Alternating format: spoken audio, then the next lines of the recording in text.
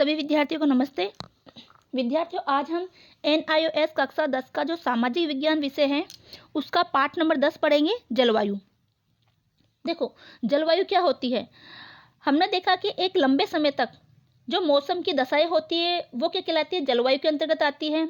ठीक है, जैसे कि यहाँ पर जैसे कि ग्रीष्म जलवायु है या फिर शीतोष्ण जलवायु है ना। तो ये लंबे समय तक जो मौसम की दशाएं होती है वो किस में आती है, जलवायु के अंतर्गत, जो लमसम 30 वर्ष से अधिक की होती है। और मौसम क्या होता है, मौसम तो जो है कुछ समय की दशा होती है। वायुमंडल की कुछ समय की दशा को हम क्या कहते हैं, मौसम कहते हैं। जैसे मान लो अचानक मौसम चेंज हो गया कि कभी बारिश का मौसम हो जाता है, कभी धूप निकल आती है, कभी हम कहते हैं कि आज तो मौसम बड़ा सुहावना हो रहा है। हम ये तो नहीं कहते ना कि आज जलवायु बड़ी सुहावनी हो रही है। तो मौसम तो एक अल्पकालीन दशा होती है, यानी कुछ समय के लिए ही वो दशा होती है।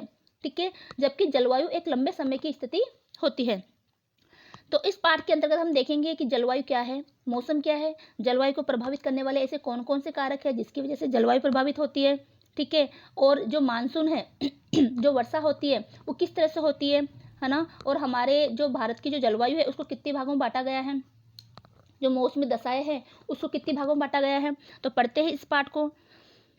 एक बहुत बड़े क्षेत्र में एक लंबे समय के लिए 30 वर्ष से अधिक मौसम की दशाओं और विविधताओं के कुल योग को जलवायु कहते हैं। तो अगर आपका प्रश्न पूछे जाए आपको कि जलवायु किसे कहते हैं, तो एक बहुत बड़े क्षेत्र में लगभग 30 वर्ष से अधिक का समय होना चाहिए। तो मौसम की दशाओं और विविधताओं के कुल योग को क्या कहते हैं, जलवायु कहते हैं। किसी एक समय पर वायुमंडल की दशाओं को मौसम कहते हैं। किसी एक समय पर मान लो अचानक एक ही दिन में कई बार मौसम चेंज हो जाता है, कभी बादल हो जाते हैं, कभी वर्षा होती है, कभी धूप निकल आती है, तो ये क्या कहलाया। तो वायुमंडल में जो दशाओं में परिवर्तन हुआ वो कुछ समय के लिए होता है, वो मौसम कहलाता है। इसी तरह से मौसमी दशाओं का लंबी अवधि तक रहना मौसम बनाने के लिए उत्तरदायी है।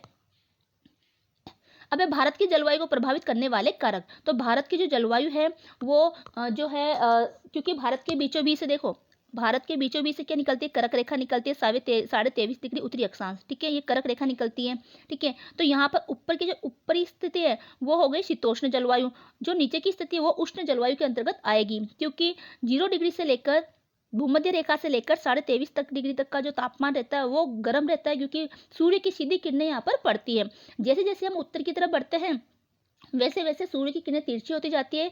तो सूर्य की किरणें तिरछी होगी तो क्या होगा, गर्मी भी कम प्राप्त होगी। तो यहाँ पर शीतोष्ण यानी शीत और उष्ण, ठंडी भी रहती है और गर्मी भी रहती है। तो आपने कई बार सुना होगा कि हम महाराष्ट्र में जाते हैं, मुंबई है या फिर कलकत्ता है, मद्रास है, केरल है, जो भारत का जो दक्षिणी हिस्से है वहाँ हमेशा सम जलवायु रहती है। नहीं तो जैसे कि ना ही तो अधिक वहाँ ठंडी पड़ती है, ना ही ज़्यादा अधिक गर्मी पड़ती है। एक जैसा मौसम पूरे साल भर तक रहता है, वो इसी वजह से रहता है क्योंकि भारत की स्थिति हमने पिछली वीडियो में देखा कि 8 डिग्री 4 मिनट से स्टार्ट होती है। ठीक है, तो 23.5 डिग्री यहाँ तक आ गया, आधे भारत तक। तो यहाँ पर इसकी स्थिति क्या रही है, उष्ण वाली यानी गर्मी वाली। ठीक है, और साथ में आसपास में समुद्र भी आ गए। ठीक है, तो इस वजह से यहाँ की जलवायु हमेशा सम रहती है, यानी एक जैसी जलवायु आपको 12 महीने तक दिखाई देगी। जैसे जैसे हम उत्तर की तरफ बढ़ते हैं तो जैसे कि जयपुर है, राजस्थान है, ठीक है, उत्तर प्रदेश वगैरह है ना, वहाँ पर शीत और गर्मी और शीत दोनों रहते हैं। आप जैसे ऊपर जम्मू कश्मीर की तरफ चले जाओगे, लेह लद्दाख की तरफ चले जाओगे, जितने उत्तर में जाते जाओगे वहाँ पर बर्फबारी होती रहेगी, वहाँ बहुत ठंडी जलवायु रहेगी। क्योंकि वहाँ पर क्या होता है कि सूरज की तिरछी किरणें पड़ती है, साथ में पहाड़ी इलाका है, तो उच्चावच है, ऊंचा इलाका है, तो पहाड़ी इलाके भी जलवायु को प्रभावित करती है। क्योंकि जितनी ऊंचाई पर जाओगे जलवायु यानी कि वातावरण ठंडा होता जाएगा और वहाँ पर बर्फ जमी हुई आपको मिलेगी। तो इस वजह से भी जलवायु प्रभावित होती है। तो अब हम देखते हैं कि भारत की जलवायु को कौन कौन से कारक प्रभावित करते हैं। तो पहला है स्थान। जो स्थान भूमध्य रेखा के करीब है वहाँ तापमान अधिक रहता है, क्योंकि भूमध्य रेखा पर सूर्य की किरणें सीधी पड़ती है। तो जैसे कि भूमध्य रेखा क्या होती है एक बार मैं आपको बता देती हूँ। जैसे कि मान लो ये हमारा ग्लोब है, ठीक है, तो ग्लोब में ये बीच में 0 डिग्री अक्षांश बोलते हैं, जिसको भूमध्य रेखा बोलते हैं। मैंने पिछले वीडियो में बताया उत्तर की तरफ उत्तरी गोलार्ध और दक्षिण की तरफ ये वाला उत्तरी दक्षिणी गोलार्ध का हिस्सा कहलाएगा और ये वाला उत्तरी गोलार्ध का हिस्सा कहलाएगा। यानी 0 डिग्री से ऊपर की तरफ उत्तरी गोलार्ध और 0 डिग्री दक्षिण की तरफ दक्षिणी गोलार्ध कहलाता है। तो ये उत्तरी गोलार्ध का हिस्सा और ये दक्षिणी गोलार्ध का हिस्सा हो गया। अब देखो 0 से 23.5 यानी ये अक्षांश रेखा खींची हुई है। ठीक है, तो 0 से 90 तक यहाँ खींची हुई है और 0 से 90 दक्षिण की तरफ है, ये अक्षांश रेखाएं हैं। तो ये 23.5 डिग्री उत्तरी अक्षांश और ये 23.5 डिग्री दक्षिणी अक्षांश। ठीक है, ये 23.5 दक्षिणी अक्षांश, ये दक्षिणी हो गया। ठीक है, तो ये कहलाता है कर्क रेखा। क्या कहलाती है, ये कर्क रेखा कहलाती है। और ये नीचे कहलाती है मकर रेखा। तो कर्क रेखा से लेकर मकर रेखा तक के बीच का जो स्थिति होती है वो उष्ण कटिबंधीय आएगी, क्योंकि यहाँ पर सूरज की हमेशा किरणें क्या पड़ती है, सीधी पड़ती है। सूर्य की किरणें सीधी होने के कारण यहाँ पर हमेशा गर्मी बनी रहती है। जैसे जैसे हम 23.5 से 66 डिग्री तक जाएंगे तब वहाँ पर समशीतोष्ण जलवायु रहती है। समशीतोष्ण मतलब वहाँ सर्दी भी रहती है और गर्मी भी रहती है। कुछ समय तक वहाँ गर्मी रहती है, गर्मी का मौसम रहेगा, और कुछ समय तक वहाँ सर्दी का मौसम रहेगा। जैसे कि राजस्थान है, ठीक है, उत्तर प्रदेश है, यानी कि भारत का जो उत्तरी हिस्सा है वहाँ पर सर्दी गर्मी दोनों आपको महसूस होगी। ठीक है, इसके बाद में 66.5 से जैसे ऊपर चले जाओगे तो ध्रुवीय हिस्सा आ जाएगा, वहाँ तो हमेशा ही बर्फ जमी रहती है। तो ये स्थिति है कि जहाँ जैसे जैसे स्थानीय जैसे जैसे हम भूमध्य रेखा से, ये हमारी भूमध्य रेखा हुई, ठीक है, हम भूमध्य रेखा से जैसे जैसे उत्तर की तरफ या दक्षिण की तरफ जाते जाएंगे तापमान में कमी आती जाएगी। और ध्रुवों की तरफ, ये ध्रुव कहलाते हैं, ठीक है, ये उत्तरी ध्रुव और दक्षिण ध्रुव है, तो ध्रुवों की तरफ तापमान घटता है। हमारा देश भारत की स्थिति कहाँ पर है? उत्तरी गोलार्ध में। हमारा देश उत्तरी गोलार्ध में, यहाँ पर उत्तरी पूरी गोलार्ध में हमारा देश यहाँ पर स्थित है। विषुवत रेखा के 8 डिग्री 4 उत्तर में स्थित है। तो ये कहाँ पर है? विषुवत रेखा के 8 डिग्री 4, यानी अगर हम विषुवत रेखा 0 डिग्री है तो 0 से 1 2 3 ऐसे गिनेंगे तो ये 8 डिग्री 4 उत्तर की तरफ स्थित हमारा यहाँ से शुरुआत होती है भारत की, ठीक है, ये स्थित है। तथा कर्क रेखा 23.5 डिग्री उत्तरी भारत के मध्य से गुजरती है। इस प्रकार से कर्क रेखा के दक्षिण की जलवायु उष्णकटिबंधीय, उष्णकटिबंधीय का मतलब होता है कि ये उष्ण जलवायु है। कटिबंध मतलब कुछ बंधों में, कुछ भागों में बांटा गया है, ठीक है। तो उष्ण यानी गर्म जलवायु है, वह इसके उत्तर में जलवायु उपोष्ण कटिबंध, उपोष्ण यानी कि यहाँ कुछ सर्दी और कुछ गर्मी वाली जलवायु दिखाई देगी। अगला समुद्र से दूरी, तो समुद्र से दूरी भी हमारे भारत की जलवायु को प्रभावित करती है। देखो, अगर भारत की स्थिति देखें तो यहाँ पर क्या है? ये बंगाली खाड़ी, हिंद महासागर और ये अरब सागर। तो जैसे जैसे हम, तो यहाँ की जलवायु समशीतोष्ण रहेगी। जैसे जैसे हम समुद्र दूर की तरफ जाएंगे वहाँ की जलवायु में गर्मी नजर आएगी, ये गर्मी महसूस होगी। तो भारत का दक्षिणी भाग तीनों ओर से समुद्र से घिरा हुआ है। भारत का दक्षिणी भाग क्या है? तीनों तरफ से समुद्र से घिरा हुआ है। पश्चिम में अरब सागर, पूर्व में बंगाली खाड़ी व दक्षिण में हिंद महासागर है। समुद्र के अनुकूल प्रभाव के कारण यहाँ की जलवायु सम है। अनुकूल प्रभाव यानी कि सम जलवायु है। अनुकूल क्या? क्योंकि समुद्र क्या होता है कि ठंडा रहता है, गर्मियों में वो ठंडा रहता है और सर्दियों में उसका पानी गर्म रहता है, तो स्थिति अनुकूल रहती है। तो इस वजह से जो धरातल है वो ज़्यादा गर्म नहीं हो पाता। दूसरी ओर उत्तरी भारत का भाग जो समुद्र से दूर है वहाँ की जलवायु विषम है। विषम का मतलब वहाँ पर बहुत तेज गर्मी पड़ती है और बहुत तेज ही वहाँ पर ठंडी पड़ती है, तो वहाँ विषम जलवायु है। जबकि यहाँ पर सम जलवायु है दक्षिणी भारत में, क्योंकि वहाँ पर हमेशा समुद्र का प्रभाव रहता है। समुद्र तल से ऊंचाई, इसका तात्पर्य है कि औसत समुद्र तल से ऊंचाई, यानी समुद्र, मान लो समुद्र है, इस समुद्र तल से ऊंचाई कितनी है, ठीक है। जब हम पृथ्वी की सतह से ऊपर की ओर जाते हैं तो वायुमंडल कम घना होता चला जाता है, यानी पृथ्वी से हम ऊपर की तरफ जाएंगे तो वहाँ पर हवाओं की स्थिति कम होती जाएगी और हमें सांस लेने में दिक्कत होती है। इस प्रकार तापमान भी ऊंचाई के साथ साथ घटता जाता है, तो इस वजह से भी तापमान प्रभावित होता है। अगला पर्वत श्रेणियाँ, यानी कि जो पर्वत है, आपने कभी देखा होगा कि पर्वत का जो ऊंचाई वाला भाग है वहाँ पर क्या ठंड रहती है, ठीक है। तो जैसे जैसे हम पर्वत के ऊंचाई वाले भाग में जाते जाएंगे तापमान कम होता जाएगा। हिमालय पर्वत ऊपरी भाग में 6000 मीटर की औसत ऊंचाई पर स्थित है। ये हमारे देश को मध्य एशिया से आने वाली ठंडी हवा से बचाता है। तो ये मध्य एशिया से जो ठंडी हवा आती है उससे क्या करता है? हमारे देश को बचाता है। इसके अतिरिक्त यह वर्षा करने वाले मानसूनी पवनों को रोककर भारत में वर्षा करने को बाध्य करती है। तो जो भी भारत में जो मानसूनी पवनें उठती है वो जो हिमालय की पर्वत से टकराती है तो आगे नहीं बढ़ पाती और वहीं पर वर्षा भारत में ही कर देती है। तो अब है धरातली पवनों की दशा। धरातल पर जो हवा चलती है वो हवा भी क्या करती है? मौसम को प्रभावित करती है। सर्दियों में भूमि से समुद्र की ओर जाने वाली पवनें ठंडी व शुष्क होती है। देखो, सर्दी में हवा कहाँ से चलेगी? भूमि से समुद्र की ओर चलेगी, जो कि शुष्क होती है, यानी कि उसमें कोई आर्द्रता, कोई वाष्प नहीं होती, ठीक है, और ठंडी होती है। दूसरी ओर गर्मियों में पवनें समुद्र से धरातल की ओर चलती है। अब गर्मी में क्या होगी? समुद्र से पवनें धरातल की ओर चलेगी, क्योंकि समुद्र का पानी ठंडा रहता है गर्मियों में और धरातल क्या होता है? गर्म हो जाता है, वो जल्दी गर्म होता है और समुद्र का पानी को ठंडा होने में टाइम लगता है, गर्म होने में टाइम लगता है, तो वो ठंडा रहेगा धरातल की अपेक्षा, जिसकी वजह से पानी, हवा कहाँ से चलेगी? समुद्र से धरातल की ओर चलेगी। ये अपने साथ समुद्र से नमी लेकर आती है। इसके फलस्वरूप देश में अधिकतर भागों में व्यापक वर्षा करती है। अगला है ऊपरी वायु धाराएं। हमारी धरातल के ऊपर कुछ वायु धाराएं चलती है, ठीक है, जिसको हम जेट स्ट्रीम कहते हैं, यानी कि ऊपरी स्थिति में बहुत ऊंचाई के ऊपर कुछ हवाएं चलती रहती है। धरातलीय पवनों के अतिरिक्त, यानी धरातल पर चलने वाली हवाओं के अतिरिक्त शक्तिशाली वायु धाराएं, जिन्हें जेट स्ट्रीम कहते हैं, ये भारत की जलवायु को प्रभावित करती है। आप अपने साथ पश्चिमी विक्षोभ को साथ लाती है और साथ में अपने साथ क्या लाती है? पश्चिमी विक्षोभ को भी साथ में लाते हैं। ये अपने साथ फारस की खाड़ी से नमी को ग्रहण करके सर्दियों के मौसम में उत्तर भारत में के पश्चिमी भागों में वर्षा करते हैं, जिसको हम, जैसे कि सर्दियों के मौसम में बरसात होती है जिसको मावठ कहते हैं, जो कि गेहूं की फसल के लिए बहुत उपयोगी होती है। ठीक है, तो ये सर्दी के मौसम में बरसात करती है कौन सी पवन है? पश्चिमी विक्षोभ जो है, जो पश्चिम से आती है हवाएं, जो फारस की खाड़ी से क्या करती है, हवाएं जो है नमी धारण कर लेती है और फिर वो बरसात करती है।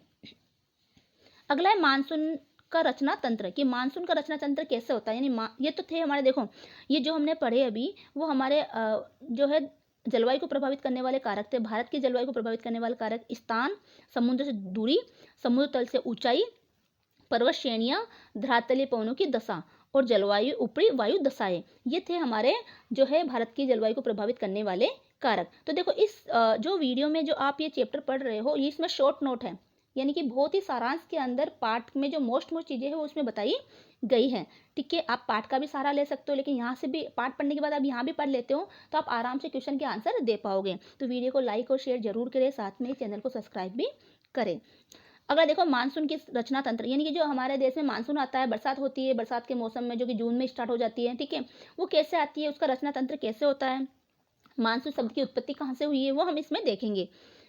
मानसून शब्द की उत्पत्ति अरबी भाषा के शब्द मौसम से हुई है। अगर पूछा जाए मानसून शब्द की उत्पत्ति किससे हुई है, तो मौसम शब्द से हुई है, जो कौन सी भाषा का शब्द है, अरबी भाषा का, जिसका अर्थ मौसम या ऋतु से है।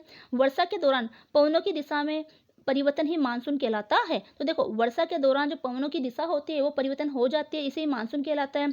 उच्च तापमान किसी भी क्षेत्र की हवा को गर्म कर देता है। जब ऊंचा तापमान होता है तो हवा क्या हो जाती है, गर्म हो जाती है। देखो क्या होता है, देखो हवा की एक स्थिति होती है, पवन की क्या होती है, पवन या हवा की एक स्थिति होती है। पवन क्या होती है, उच्च दाब से निम्न दाब की तरफ चलती है, मतलब कि हवाएं गर्म हवा से, मान लो यहाँ पर गर्म हवा है, ठीक है, मान लो यहाँ की धरातल गर्म हो गई और यहाँ पर हवा कैसी हो गई, गर्म, और यहाँ का धरातल क्या है, ठंडा है, यानी समुद्र है, पानी है, तो पानी क्या है, ठंडा है, तो यहाँ की क्या हो गई, गर्म, हवा क्या है, ठंडी हवा है यहाँ पर। तो ठंडी हवा क्या डालती है, वजन डालती है, यानी कि धरातल पर दबाव डालती है। वजन को हम बोल सकते हैं दबाव। ठीक है, तो धरातल पर क्या डालेगी, दबाव, यानी कि वहाँ पर हवा ज़्यादा हो जाएगी। और गर्म हवा क्या होती है, हल्की होती है, ऊपर उठती है। तो ठंडी हवा गर्म हवा की तरफ, जहाँ पर जो हल्की हवा है, गर्म हवा ऊपर की ओर उठी, तो यहाँ स्थान क्या हो गया, खाली हो गया। तो ठंडी हवा यानी कि उच्च दाब, इसको बोलेंगे हम उच्च दाब, हाई प्रेशर, उच्च दाब। इसको बोलेंगे निम्न दाब, यानी कि लो प्रेशर, यानी हवा का निम्न दाब, हवा कम है, यहाँ हवा उच्च दाब से लिए हुए है।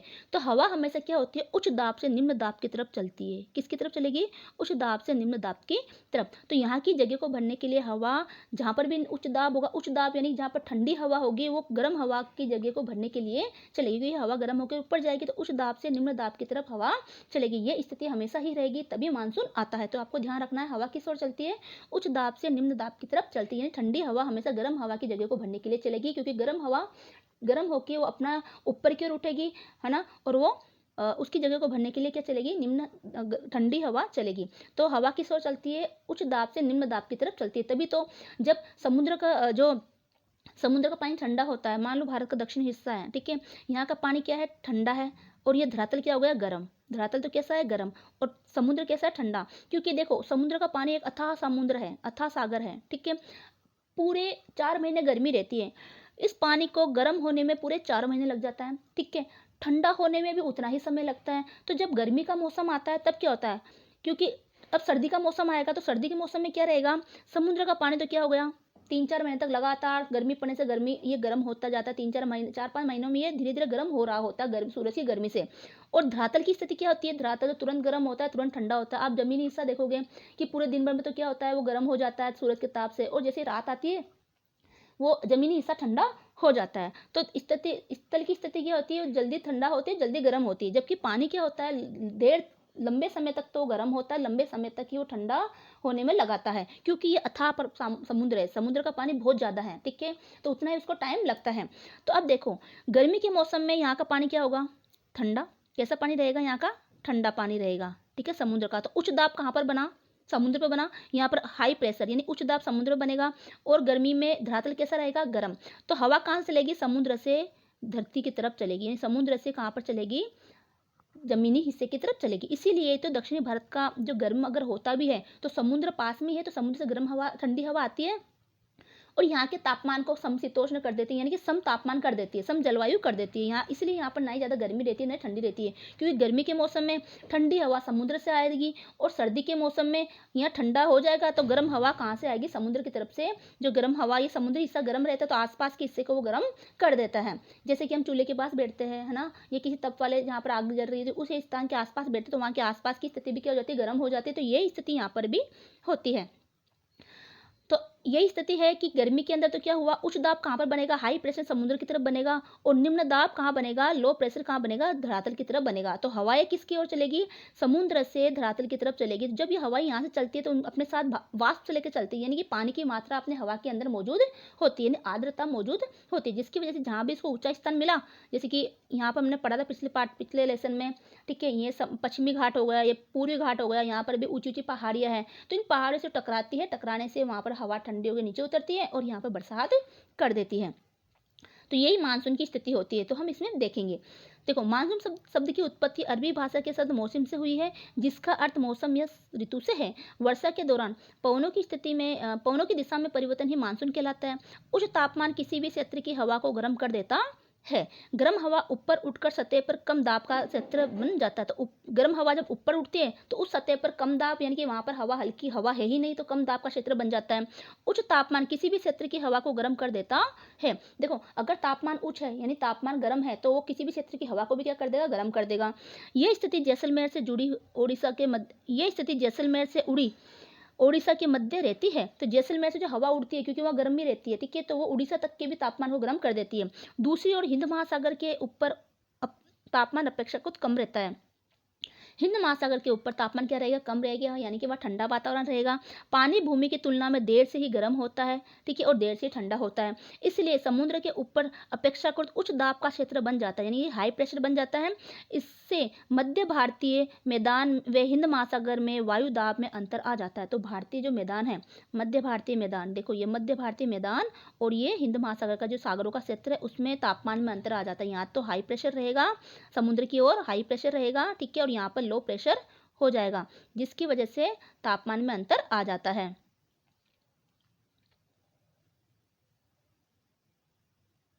इसी अंतर के कारण समुद्र के ऊपर उच्च दाब क्षेत्र से पवनें उत्तर भारत के कम दाब के क्षेत्र की ओर चलना शुरू कर देती है। तो समुद्र के उच्च दाब की ओर से पवनें कम दाब की तरफ यानी कि उत्तर भारत की ओर बहना शुरू हो जाती है।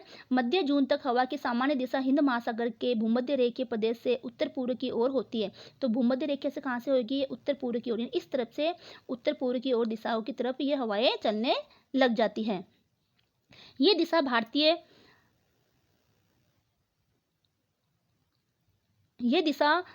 भारत में सर्दियों के दौरान प्रचलित व्यापारी पवनों के विपरीत होती है। पवनों की दिशा का यह उत्करण उत्तर पूर्व से दक्षिण पश्चिम और उसके विपरीत मानसून के रूप में जाना जाता है। इन पवनों की उत्पत्ति गर्म समुद्र के ऊपर होती है, इसीलिए इसमें बहुत नमी होती है। नमी यानी कि इसमें पानी की मात्रा होती है। जब ये आर्द्र पवनें यानी पानी युक्त पवनें भारतीय उपमहाद्वीप के ऊपर पहुंचती है तो पूरे भारत में जून से सितंबर के मध्य व्यापक वर्षा करती है। इस दौरान भारत में कुल वर्षा का 80 से 90% हो जाता है। अब है मानसून की विशेषता, कि मानसून की विशेषता क्या है। देखो ये कुछ व्यापारिक पवनें, कुछ पछुआ पवनें, है ना, ये कुछ पवनों के नाम हैं जो ध्रुवीय पवनें, ये स्थायी रूप से वहाँ पर चलती रहती है। स्थायी पवनें जो साल भर हमेशा चलती हैं। मानसून की विशेषता क्या है, मानसून पवनें स्थायी पवनें नहीं होती। स्थायी यानी हमेशा चलने वाली नहीं है, कुछ मौसम में चलती है ना, ये प्रकृति में अनियमित है। वातावरण की विभिन्न दिशाओं जैसे कि क्षेत्रीय जलवायु दिशाओं से प्रभावित होती है। किसी वर्ष मानसून जल्दी आ जाता है तो कभी देर से आता है। मानसून समान रूप से विपरीत नहीं है।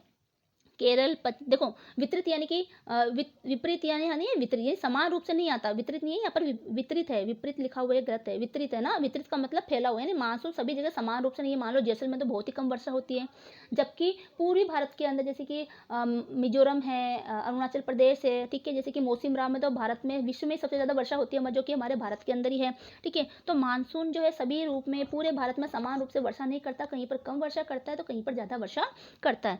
केरल, पश्चिमी बंगाल, उड़ीसा जैसे तटीय क्षेत्रों में भारी वर्षा होती है, जबकि हरियाणा, मध्य प्रदेश जैसे आंतरिक क्षेत्रों में कम वर्षा प्राप्त होती है, क्योंकि यहाँ तक पवनें आते आते पूरी बरसात तो उसने पहले ही कर दी, तो हवा के अंदर पानी की मात्रा कम हो जाती है, जिसकी वजह से जब ये मानसूनी हवाएं जब भारत के आंतरिक क्षेत्रों में आती है, ठीक है, अंदर वाले क्षेत्रों में आती है उड़ के, तब तक उसमें जलवाष्प की मात्रा कम हो जाती है। जब मानसून आता है तो सैकड़ों दिन तक भारी वर्षा होती है।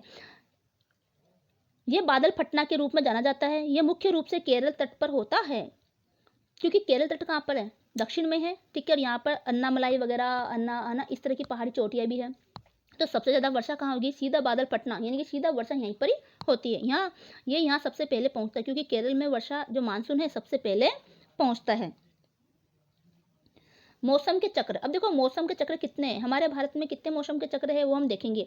हमारे देश भारत में भौगोलिक स्थिति के कारण मौसमी विविधता देखने को मिलती है। ये 4 मौसम होते हैं। तो हमारे भारत में कितने मौसम है, 4। शीत ऋतु जो कि दिसंबर से फरवरी तक रहती है, ग्रीष्म ऋतु जो कि मार्च से मई तक रहती है, आगे बढ़ते हुए दक्षिण पश्चिमी मानसून की ऋतु, ठीक है, जो कि जून से सितंबर तक रहती है, यानी आगे बढ़ता हुआ मानसून जो कि हमारी वर्षा ऋतु होती है जून से सितंबर तक।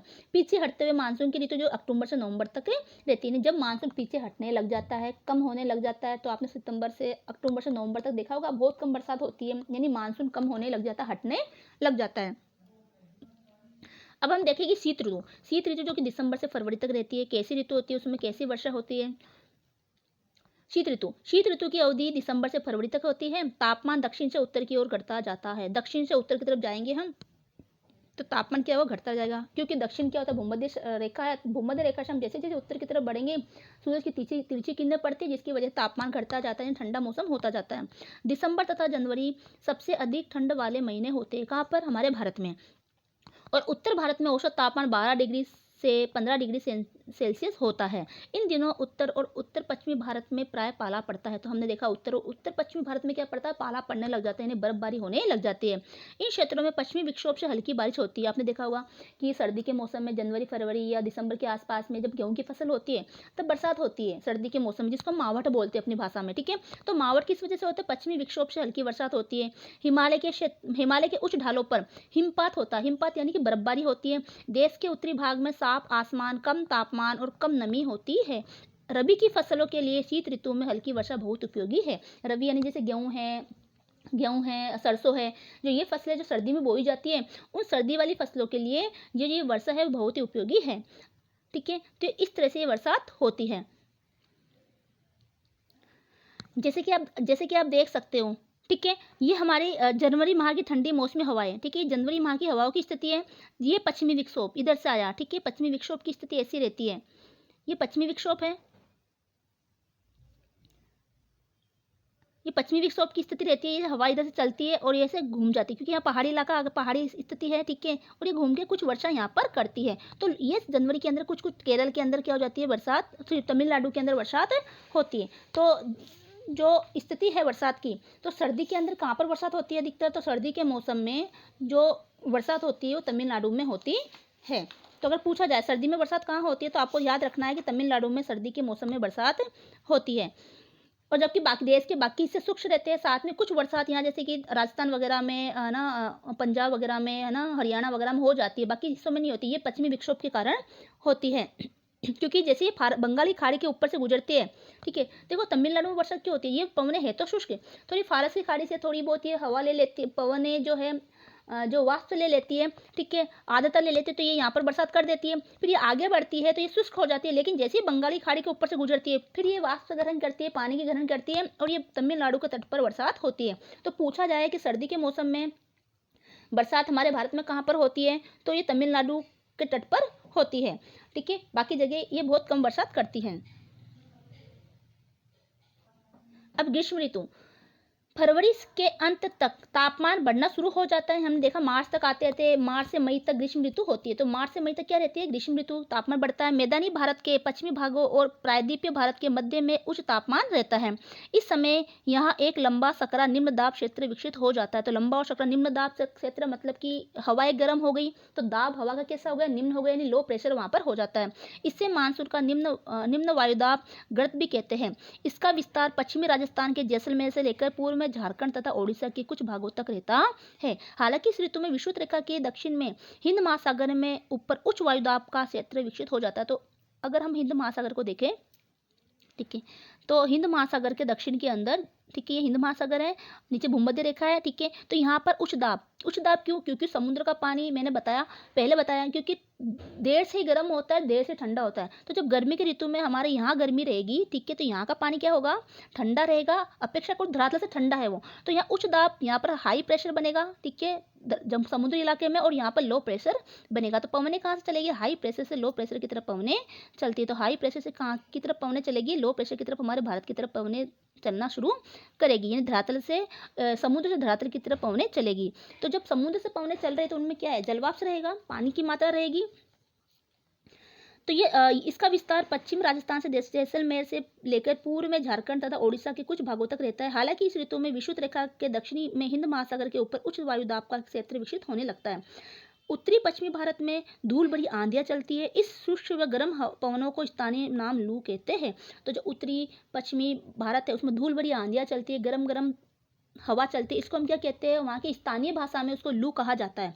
पश्चिमी बंगाल में होने वाली वर्षा को काल वैशाखी व मानसून के पूर्व केरल व कर्नाटक में होने वाली वर्षा को आम्रवृष्टि कहते हैं। देखो, पश्चिमी बंगाल में जो बरसात होती है उसको क्या बोलते हैं? काल वैशाखी। जबकि पूर्व केरल व कर्नाटक में जो बरसात होती है उस समय उसको आम्रवृष्टि कहती है, क्योंकि आम की फसल के लिए बहुत उपयोगी होती है। आगे बढ़ते हुए दक्षिण पश्चिमी मानसून की ऋतु। अब देखो, अब जून के महीने में मानसून क्या बढ़ता है? आगे बढ़ता है। गर्मी के मौसम, जैसे अभी गर्मी का मौसम जून का महीना चल रहा है, आपने देखा होगा बरसात शुरू हो गई है, ठीक है, तो ये आगे बढ़ता है। जैसे जैसे भारत में आगे बढ़ेगा, जिन जिन स्थानों पर आगे बढ़ेगा बरसात शुरू होती जाएगी। जून से सितंबर आगे बढ़ते हुए दक्षिण पश्चिमी मानसून ऋतु के महीने है। इस क्षेत्र में उच्च तापमान के कारण उत्तर भारत में मई के अंत तक मानसून और तीव्र हो जाता है। इस मौसम के दौरान हवा की सामान्य दिशा उत्तर पश्चिम की ओर होती है।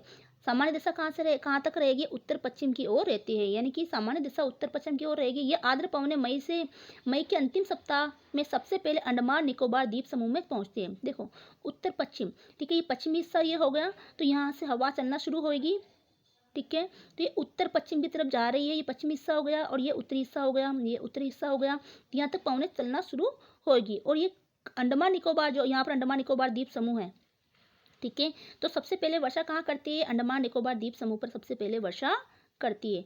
तो अंडमान निकोबार द्वीप समूह पर पहले वर्षा ये करती है, ठीक है। आगे देखते हैं। जून के प्रथम सप्ताह में केरल के तटीय भाग में तेज गर्जन के साथ वर्षा होती है।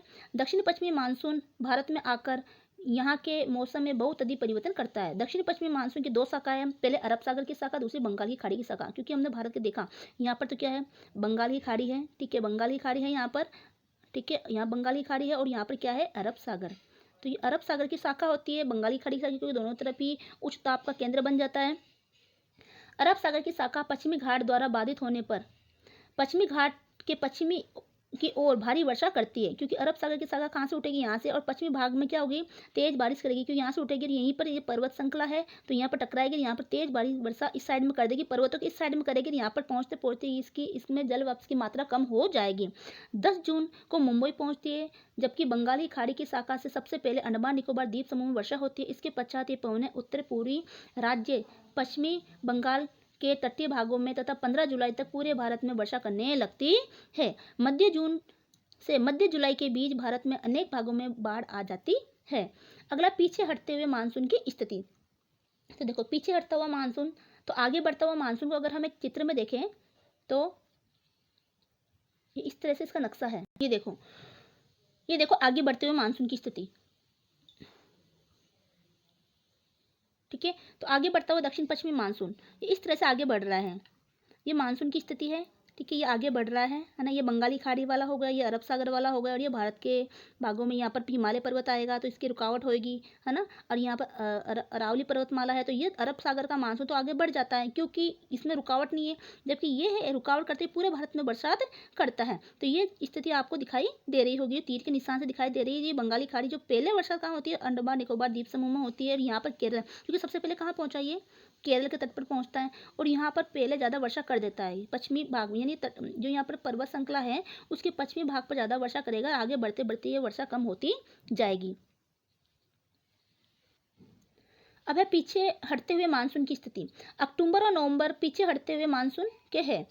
उत्तर पश्चिमी भारत में मानसून गर्त भी कमजोर पड़ने लगता है। यह धीरे धीरे उच्च वायुदाब प्रणाली प्रतिस्थापित करता है। अक्टूबर के महीने में अधिक तापमान और नमी के कारण मौसम गर्म और नम रहता है। उत्तरी मैदान में गर्म और आर्द्र मौसम इस समय कष्टदायी हो जाता है। इसे आमतौर पर कुआर की उमस कहा जाता है। क्या किसे कहते हैं कुआर की उमस? के उत्तरी मैदान में गर्म और आर्द्र मौसम इस समय कष्टदायी होता है, क्योंकि पीछे हटते हुए मानसून आप देखोगे सितंबर के आसपास, सितंबर अक्टूबर के आसपास क्या होता है, सितंबर अक्टूबर के आसपास में जो मौसम में थोड़ी उमस भर जाती है, ठीक है, जो कि हमें बहुत ही कष्टदायी महसूस होती है, यानी कि चिपचिपा मौसम हो जाता है, थोड़ी गर्मी बढ़ जाती है, तो इसे कुआर की उमस कहा जाता है। इस समय उत्तर पश्चिमी भारत का निम्न वायुदाब का क्षेत्र बंगाल की खाड़ी में स्थानांतरित हो जाता है। फलस्वरूप बंगाल की खाड़ी में चक्रवाती तूफान विकसित होते है, यह होता है। वर्षा का वितरण, अब देखो वर्षा का वितरण सभी जगह समान नहीं है, कहीं पर ज़्यादा वर्षा होती है, कहीं पर कम वर्षा होती है, कहीं पर ना के बराबर वर्षा होती है। वर्ष के किसी एक समय में भारत में वर्षा का वितरण अत्यंत असमान है। भारत में तटीय क्षेत्रों में आंतरिक क्षेत्रों की ओर वर्षा होती है, तो तटीय क्षेत्र से यानी किनारों से लेकर अंदर की तरफ भारत में वर्षा होती है। उत्तरी पूर्वी भारत में ऊंचाई के साथ वर्षा की मात्रा बढ़ती जाती है। देखो उत्तरी पूर्वी भारत में ऊंचाई के साथ साथ, यानी कि अगर हम भारत की स्थिति देखें तो जैसे जैसे हम भारत के अंदर बढ़ेंगे, ठीक है, उत्तरी पूर्वी भारत के अंदर बढ़ेंगे, उत्तरी पूर्वी से लेकर दक्षिण पश्चिम की तरफ, इधर दक्षिण उत्तर की तरफ भी वर्षा की मात्रा कम होती जाती है, तो इधर की तरफ वर्षा ज़्यादा होती है। जैसे जैसे हम अंदरी इलाकों में बढ़ेंगे तो वर्षा कम होगी, तभी तो भारत का जो महामरुस्थल है, रेगिस्तान, जैसलमेर वाला इलाका राजस्थान में, वहाँ पर तो बरसात 10 सेंटीमीटर के आसपास ही पूरे साल भर में होती है, ठीक है, इसलिए वहाँ बालू के रेत के टीबे ही टीबे हैं। विश्व के सबसे अधिक वर्षा वाले स्थान तथा सबसे कम वर्षा वाले स्थान भारत में ही है। अब देखो उच्च वर्षा के क्षेत्र हैं, सबसे ज़्यादा वर्षा वाले स्थान भारत में कौन कौन से हैं, जो यहाँ से 200 सेंटीमीटर से भी अधिक वर्षा होती है। उत्तर पूर्व का उप हिमालय क्षेत्र, मेघालय की गारो, खासो व जयंती की पहाड़ियाँ पर वर्षा अधिक होती है, ठीक है, तो ये भारत का जो पूर्वी हिस्सा है, भारत का जो पूर्वी हिस्सा है, इस साइड वाला हिस्सा, यहाँ पर वर्षा ज़्यादा होती है। इसमें भी विश्व में सबसे ज़्यादा वर्षा कहाँ होती है, जो भारत का चेरापूंजी वाला मौसिनराम वाला क्षेत्र है, वहाँ पर ज़्यादा वर्षा होती है, जो कि मेघालय में है। अगला है मिजोरम में है। सामान्य वर्षा, सामान्य वर्षा जो 100 से 200 सेंटीमीटर के क्षेत्र है, भारत में 100 से 200 सेंटीमीटर वर्षा पश्चिमी घाट, पश्चिमी बंगाल, ओडिशा, बिहार तथा कई राज्यों में होती है। फिर एक कम वर्षा जो 60 सेंटीमीटर से कम है, ये कम वर्षा के क्षेत्र के अंतर्गत उत्तर प्रदेश से कुछ भाग, राजस्थान तथा दक्कन के पठार का अंतिम भाग है। अपर्याप्त वर्षा के क्षेत्र 60 सेंटीमीटर से भी कम।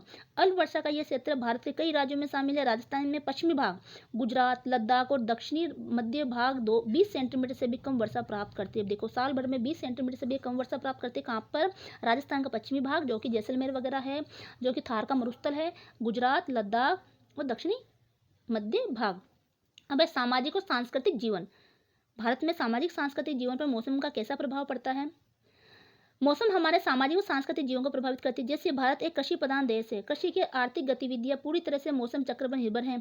खरीफ फसल का समय आगे बढ़ते मानसून की ऋतु है, तो खरीफ फसल का जो समय होता है, उस समय क्या होता है, बरसात की ऋतु आती है, बरसात की ऋतु में जो फसल बोई जाती है उसको खरीफ की फसल कहते हैं, और कटाई मानसून के बाद होती है। रबी की फसल सर्दियों में उगाई जाती है, जायद की फसल सर्दियों के मौसम के अंत में उगाई जाती है। बाढ़ और सूखा देश के आर्थिक विकास में बाधा आता है। देखो जहाँ बाढ़ आ गई वहाँ पर आर्थिक स्थिति खराब हो जाती है, ठीक है, क्योंकि हमारी अर्थव्यवस्था कृषि पर आधारित अर्थव्यवस्था है। हमारी सभी गतिविधियाँ ऋतुओं के साथ संबंधित हैं। जैसे सर्दियों में ऊनी कपड़े पहनना, गर्मियों में लू का सामना करना व वर्षा के समय बाढ़ का सामना करना आदि के साथ साथ विभिन्न त्योहार मौसम के अनुसार मनाए जाते हैं। तो अलग अलग तरह के त्योहार भी हम कैसे मनाते हैं? मौसम के अनुसार ही हम अलग अलग तरह के त्योहार मनाते है, ठीक है। जैसे कि अलग अलग तरह के मौसम आते हैं तो हम अलग अलग तरह के त्यौहार मनाते हैं। जैसे कि आप देखोगे ठंड के मौसम होते हुए भी लोग जनवरी के महीने में कई राज्यों में मकर संक्रांति मनाते हैं, ठीक है। इसके अलावा पंजाब में लोहड़ी, ठीक है, और तमिलनाडु में पोंगल, कि इसी तरह के कई तरह के त्यौहार और जश्न मनाए जाते हैं। इसी तरह बसंत पंचमी आते हैं फरवरी के महीने में, तो उस समय बसंत पंचमी मनाई जाती है। लोग फसल के जो देवता है से अच्छी पैदावार के लिए प्रार्थनाएं करते हैं। गर्मी का मौसम बहुत ही सूखा चला जाता है, ठीक है, लेकिन यहाँ हमें रसीले फल, आइसक्रीम और पेय पदार्थों की विविधता की याद भी दिलाती है। तो इस तरह से हम मौसम के अनुसार हमारी जो है हमारी संस्कृति है, हमारी सामाजिक स्थिति है, वो प्रभावित होती है। अगला है वैश्विक पर्यावरण और उनका भारतीय जलवायु पर प्रभाव। आजकल मौसम चक्र में विघ्न पैदा होने लगा है। इसका प्रमुख कारण वैश्विक तापमान है। पिछले दशकों के दौरान नगरीकरण, औद्योगिकरण व जनसंख्या वृद्धि के कारण पर्यावरण प्रदूषित हो गया है। तो देखो नगरीकरण बढ़ा है, औद्योगिकरण बढ़ा है और जनसंख्या वृद्धि हुई, जिसके कारण हमारा पर्यावरण क्या हुआ है? प्रदूषित हुआ है। मानवीय अनुक्रियाओं के कारण कार्बन डाइऑक्साइड क्लोरोफ्लोरोकार्बन व अन्य गैसों की मात्रा में वृद्धि हुई है। इन सभी गतिविधियों के कारण धरातल का तापमान बढ़ गया है। हम जानते हैं कि 70% भारतीय कृषि कार्यों में लगे हुए हैं। तापमान में कोई भी परिवर्तन कृषि पर हानिकारक प्रभाव डालते हैं। अगर मौसम अनुकूल है तो मानव जीवन अच्छा व आरामदायक हो जाएगा। अतः हमें अपनी जीवन शैली में परिवर्तन करें और क्लोरोफ्लोरोकार्बन तथा अन्य हानिकारक गैसें कम करें। देखो, क्लोरोफ्लोरोकार्बन किसमें उत्पन्न होता है? जो भी ये जो भी शीतलता देने वाले जो भी उपकरण हैं, जैसे कि एसी है, फ्रिज है, इनमें ये गैस डाली जाती है और ये गैस डाली जाती है तो ये हमारे पर्यावरण को बहुत ज़्यादा प्रभावित करती है। यानी ये ओजोन परत को क्या करती है? नष्ट करती है। और ओजोन परत क्या करता है? हमें सूरज की हानिकारक किरणों से बचाता है, हमारे जो पृथ्वी पर तापमान को कम पहुंचने में भी मदद करता है। तो जिसकी वजह से, इस गैस की वजह से ही हमारे यहाँ नुकसान होता जा रहा है। ठीक है, तो ऐसे स्थिति को हमें कम करनी चाहिए कि ताकि क्लोरोफ्लोरोकार्बन वाले जो भी उपकरण हैं उसको हमें कम से कम यूज में लेना चाहिए। और साथ में जो भी औद्योगिकरण हो रहा है ना, उद्योग धंधे, उसकी वजह से गर्माहट बढ़ रही है, वाहनों से निकलने वाला धुआं वगैरह है, जिसकी वजह से क्या हो रहा है कि कार्बन डाइऑक्साइड निकल रही है। हालांकि कार्बन डाइऑक्साइड हमारे धरातल के लिए ज़रूरी है, लेकिन वो कम मात्रा में हो, जितनी उतनी मात्रा उसकी होनी चाहिए उतनी ही मात्रा में रहे तो ठीक है। ठीक है, लेकिन ज़्यादा होते ही क्या होगा? ये गर्मी को बढ़ाएगी। अगर देखा जाए तो हमारी पृथ्वी पर कार्बन डाइऑक्साइड की गैस की मात्रा कितनी होनी चाहिए कि अगर देखा जाए तो हमारे पृथ्वी के ऊपर कार्बन डाइऑक्साइड गैस की जो मात्रा है 0.03% ही होनी चाहिए। लेकिन ये एक संतुलन स्थिति है, आदर्श स्थिति है। लेकिन अगर ज़्यादा होते क्या करेगी? ये तापमान को बढ़ाएगी और हमारे धरातल के ऊपर गर्मी पैदा करेगी, जिसके कारण पर्यावरण में, वातावरण में कई तरह के परिवर्तन उत्पन्न होंगे। तो ये था आपका लेसन। उम्मीद है कि आपको अच्छे से समझ में आया होगा। तो जो भी आपको समस्या आए तो आप कमेंट कर सकते हो। ठीक है, ताकि हमें भी मोटिवेशन मिलता रहे। तो वीडियो को ज़्यादा से ज़्यादा लाइक करें, शेयर करें, चैनल को सब्सक्राइब करें। ठीक है, अब मिलते हैं अगले लेसन में। तब तक के लिए धन्यवाद।